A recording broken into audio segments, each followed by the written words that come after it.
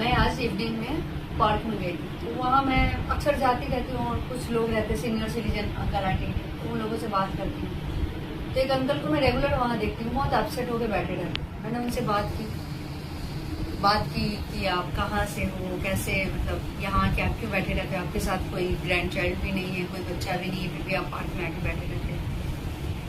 तो बहुत इमोशनल हो गए और उन्होंने अपनी स्टोरी बताई। तो मैंने उनकी पूरी स्टोरी सुनी। मैंने सोची कि मैं ये आप बीतू अपने चैनल में आप बीती एक कॉन्टेंट डालूंगी। और उनकी आप बीती क्या थी कि उनकी 2 लड़कियां थी, दोनों ही लड़कियों को बड़े अच्छे से पढ़ाया लिखाया, उन्होंने हायर एजुकेशन कराया, अच्छे अच्छे घरों में दोनों की शादी की, दोनों के वेल सेटल्ड फैमिलीज हैं, दोनों ही अलग अलग शहर में रहती हैं। उन अंकल की जो मिसेस थी वो गुजर चुकी है।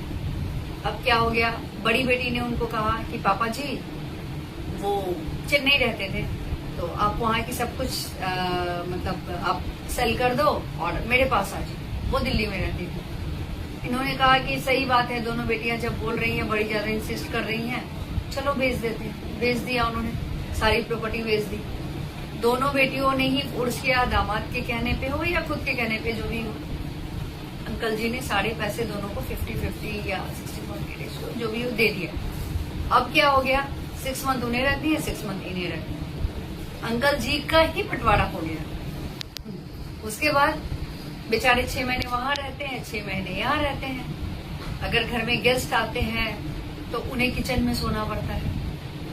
छोटी बेटी अभी यहाँ छोटी बेटी रह रही है, अगर कोई घर में गेस्ट आता है उनके ससुराल का, तो अंकल को किचन में सोना पड़ता है या फिर बाथरूम के बाहर सोना पड़ता है। मेडिसिन उनकी खत्म हो जाती है, मेडिसिन के लिए पैसे नहीं है, उनकी बेटी उनको पोसती देती है।